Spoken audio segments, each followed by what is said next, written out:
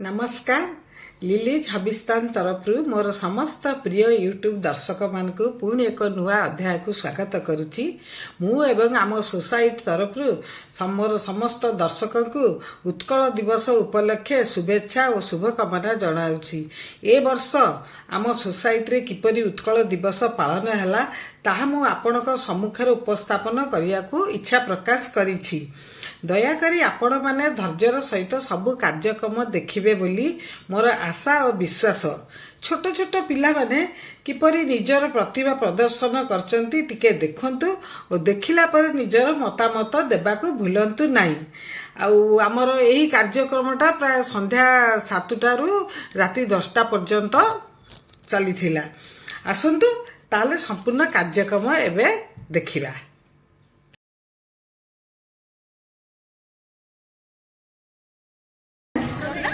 शुभ संध्या। सत्यम शुभम रहा समस्त अंतेवासी को उत्कल दिवस अनेक अनेक शुभेच्छा जनाऊँ। उत्कल दिवस आम सम एक उत्सव कम ना किंतु यही उत्सवटी संभव नथिला 1936 मसीहा पूर्व, कारण आम ओडिशा एक स्वतंत्र राज्य नथिला।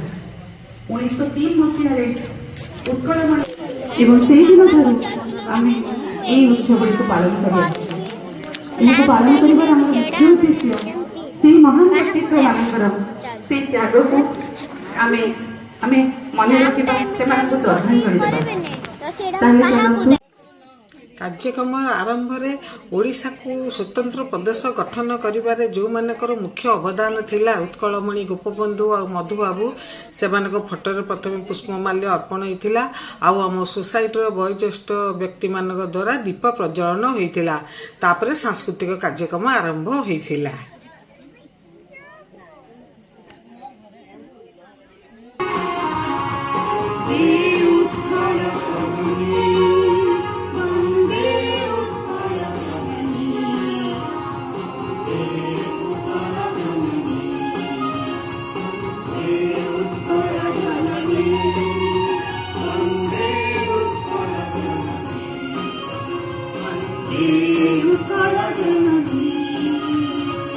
एक स्वतंत्र राज्य गठन करिवारे अग्रणी भूमिका ग्रहण करथिले।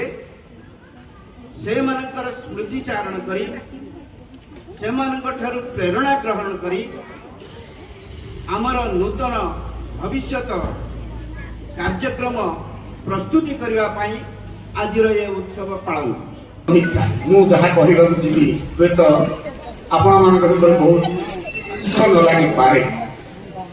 आज आत्मसमीक्षा करने आम प्रकृत यही प्रकार उत्तर पाए क्षमा करेंगे। यही भाया उत्तर बहुत लोक पाखे आम पाऊ।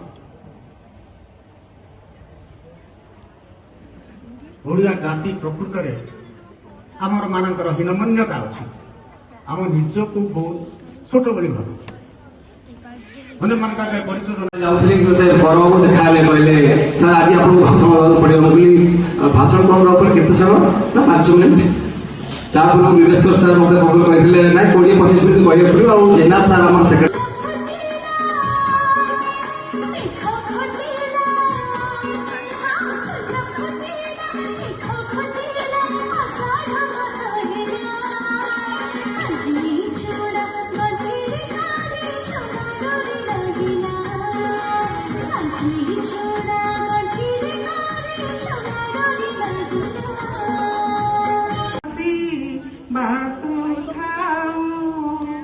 आखि को श्रीमुख दिशु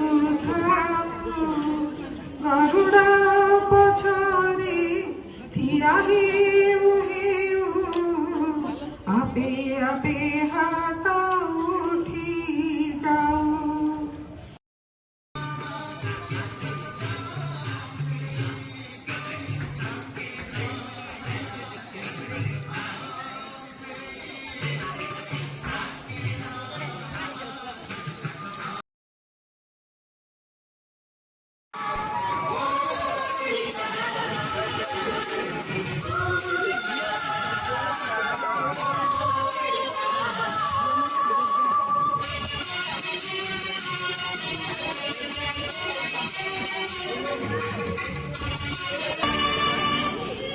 খোলা পবনরে নিঃশ্বাস আস পাড়িবা উৎকଳ দিবস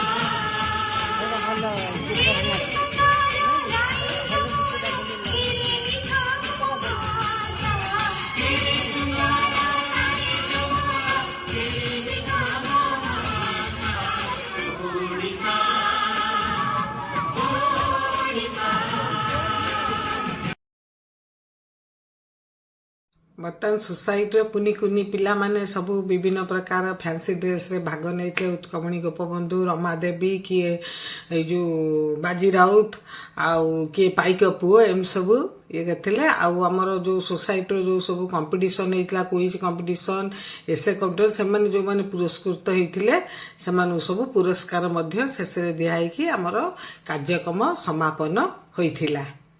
ବହୁତ ଆନନ୍ଦରେ ଏହିପରି ପାଳନ କରାଯାଇଥିଲା ଏ ଯେଉଁ ଉତ୍କଳ ଦିବସକୁ। ଧନ୍ୟବାଦ ରହୁଛି। ଆପଣ ଦେଖିକି ମତାମତ ଦୟା କରିକି ଦେବେ। ପୁଣି ଆଗାମୀ ଅଧ୍ୟାୟରେ ଦେଖାହେବ।